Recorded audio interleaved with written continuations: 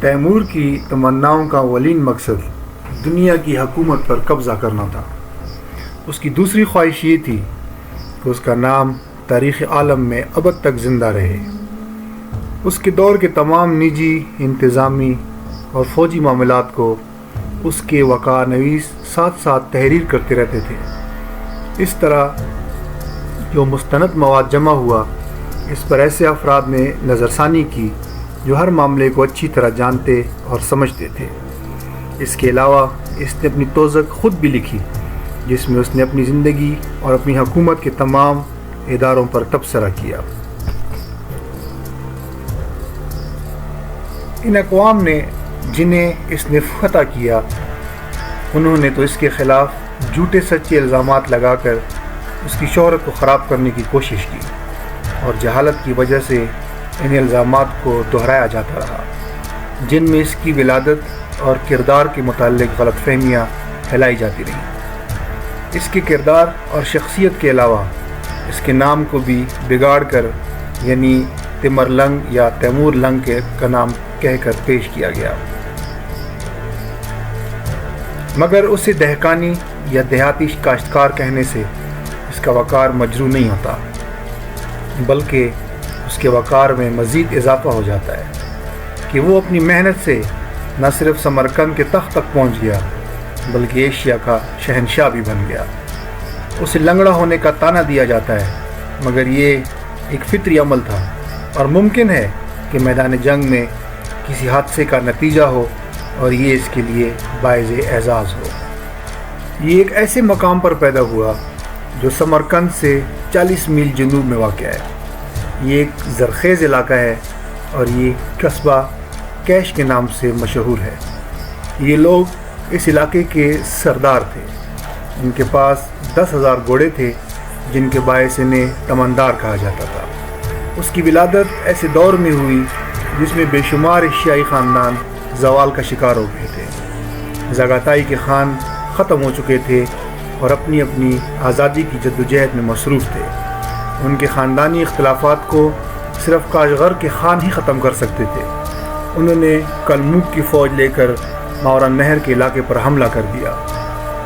Timur کو 12 سال کی عمر میں ہی میدان جنگ میں اترنا پڑا۔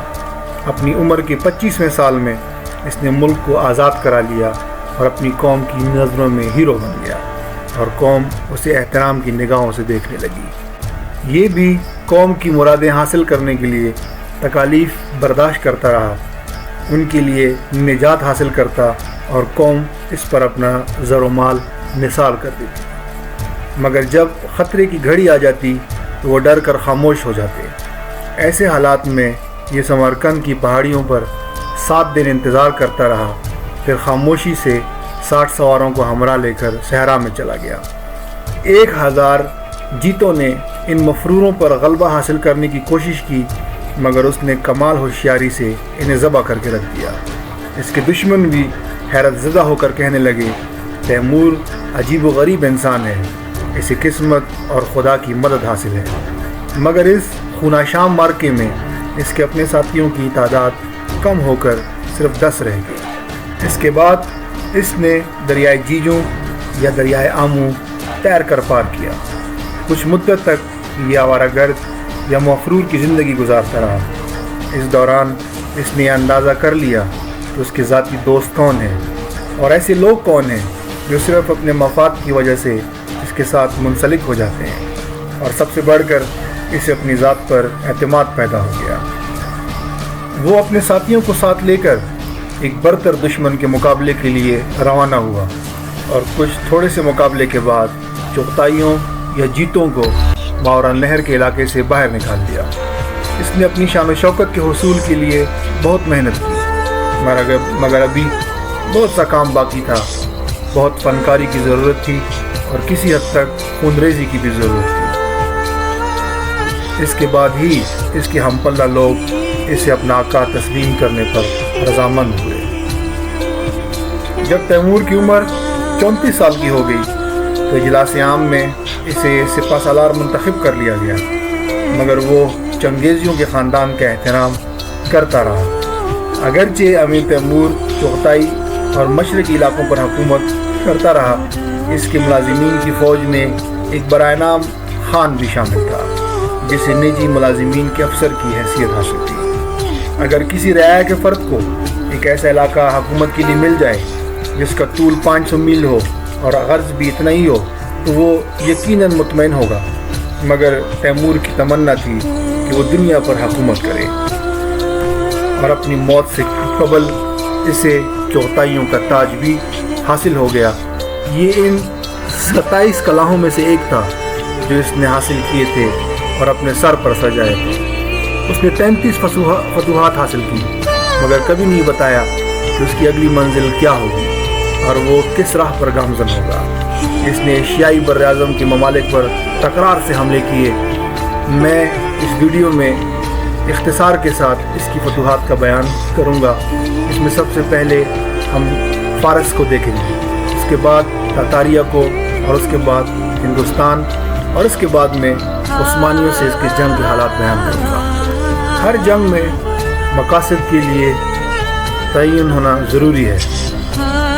इसमें तहफ़्फ़ुज़, गुस्ताखी का बदला या इंतकाम, जोश, हक़ तलफ़ी और सहूलत के अनासर हमेशा मौजूद रहते हैं। फ़ातिहीन अपने कानून की तशरीह भी खुद ही करते हैं। जो ही तैमूर ने चौथाइयों से इत्तेहाद किया, जो ख्वारज़म और कंदहार के मातहत हुक्मरान थे, तो उसने फ़ौरन ही अपनी निगाहें ईरान या फ़ारस की तरफ मोड़ ली। दरियाए आमू से लेकर दरियाए दजला तक का एक बड़ा इलाका अबू सईद की मौत के बाद खाली पड़ा हुआ था और इसका कोई हुक्मरान भी नहीं था। अबू सईद हिलाकू खान की नस्ल का आखिरी शख्स था। इस खित्ते में गुज़िश्ता 40 साल से अमन व अमान और नज़्म व ज़ब्त की कोई सूरत बाकी नहीं थी। मुग़ल हुक्मरान मज़लूमों की आवाज़ को तवज्जो से सुनते थे। छोटे छोटे ज़ालिम बाहम इत्तेहाद करके असला उठा लेते और जायज़ हुक्मरानों की मुखालफत करते, लेकिन जब वो अलग-अलग मुकाबले पर आते तो जब बादीगरे शिकस्त खाते थे। ईरान की मुहिम में तैमूर तेज़ रफ्तारी से जनूब की तरफ बढ़कर फ़ारस में दाखिल हुआ। आले मुज़फ़्फ़र के शहज़ादे, जिन्हें वो मुख्तलिफ़ शहरों में हाकिम बनाकर छोड़ आया था, फिर खाना जंगी में मसरूफ़ हो गए और इसमें शाह मंसूर असफ़हान और शिराज़ का मालिक बन बैठा था। ये मंसूर ही था जिसने तैमूर की इताअत से इनकार किया था।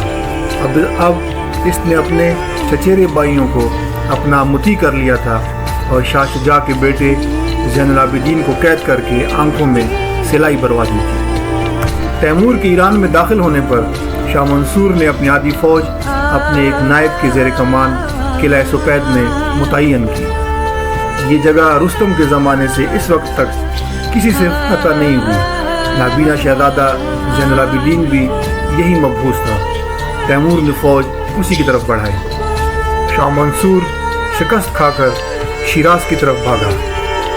यहाँ एक गांव में रुककर उसने लोगों से पूछा कि शिराज़ के बाशिंदे उसके बारे में क्या कह रहे हैं। जवाब मिला कि जो भारी भारी डालें उठाए फिरते थे और जिनके पास बड़े बड़े वज़नी तीर हैं, वो अपनी बीवी बच्चों को छोड़कर इस तरह भागे हैं जिस तरह भेड़ियों को देखकर बकरियां भागती हैं। मंसूर ने इस ताने पर तैश में आकर अपने रिसालों का रुख मोड़ लिया और वापस आकर रास्ता रोककर खड़ा हो गया। अब इसने झल्लाकर तैमूर पर हमला किया।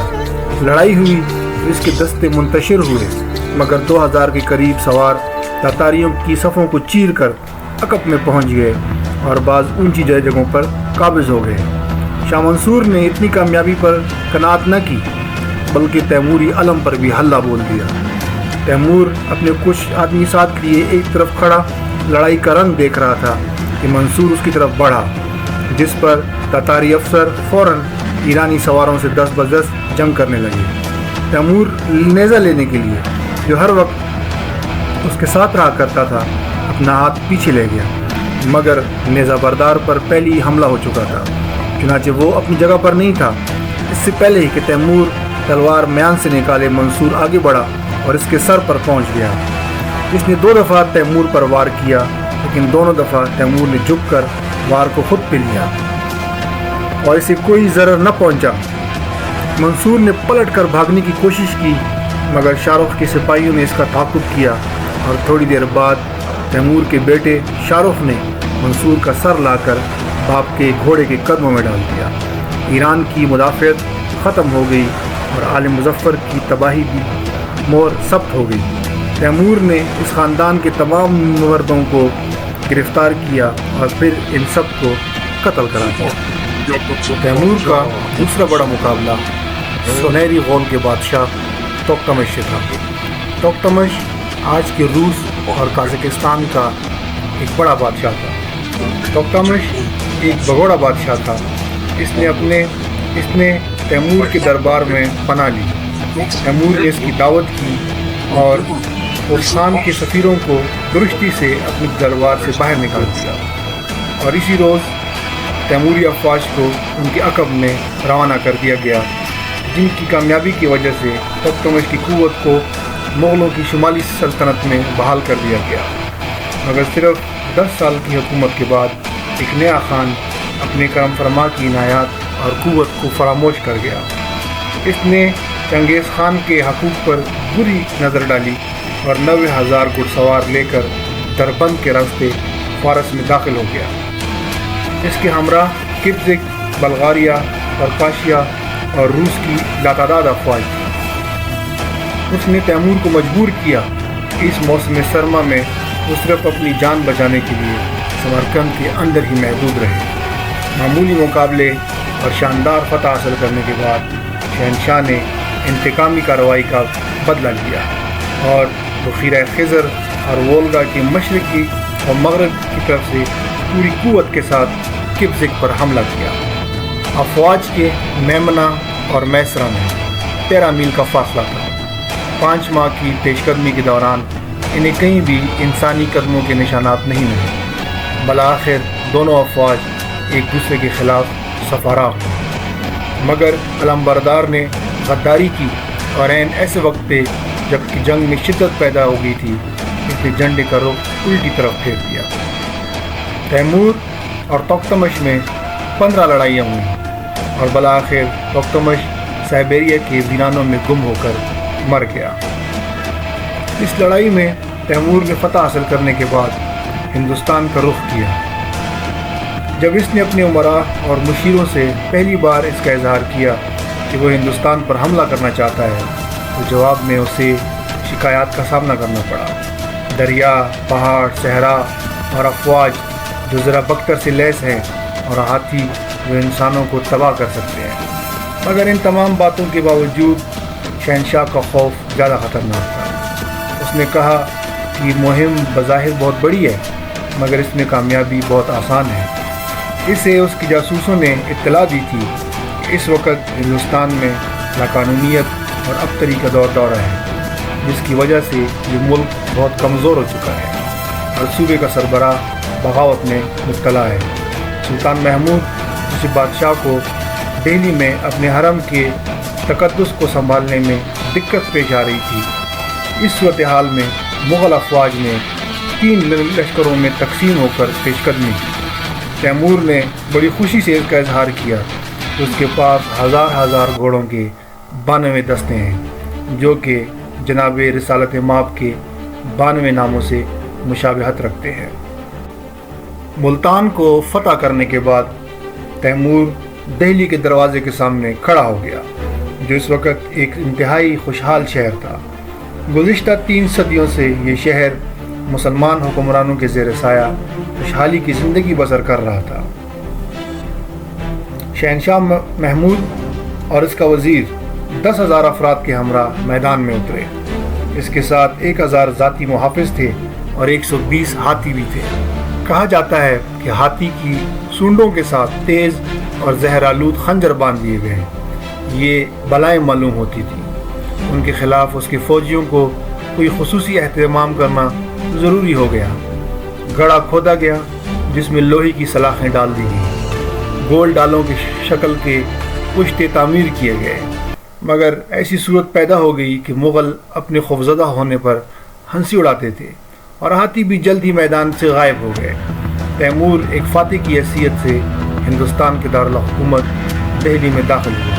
اس نے شاہی مسجد کی بہت تعریف کی، مگر اس نے قتل عام اور لوٹ مار کا حکم دے کر اپنے فتح کے جشن کو خونالود کر دیا۔ وہ اپنے سپاہیوں کو بت پرستوں کے خون سے پاکیزہ کرنا چاہتا تھا۔ وہ ابھی ہندوستان میں ہی تھا کہ اسے ایک تیز رفتار قاصد کی طرف سے پیغام ملا کہ جارجیا اور اناطولیہ میں فساد برپا ہو گیا ہے۔ یہ بغاوت تو عیسائیوں نے کی ہے، مگر اس کے پیچھے سلطان بایزید کا ہاتھ ہے۔ اگرچہ اس کی عمر 63 برس کی ہو چکی تھی، مگر اس کی ذہنی اور جسمانی توانائی میں کوئی فرق نہیں آیا تھا۔ اس نے بڑے بڑے مارکے مارے تھے، مگر ابھی تک تھکان کے آثار نمودار نہیں ہوئے تھے۔ اس نے چند ماہ ہی سمرقند کے محل میں آرام کیا اور اس نے ایک نئی مہم کی آغاز کا اعلان کیا۔ اب کی بار اس نے عثمانی حکومت کے ساتھ ٹکرانے کا فیصلہ کیا۔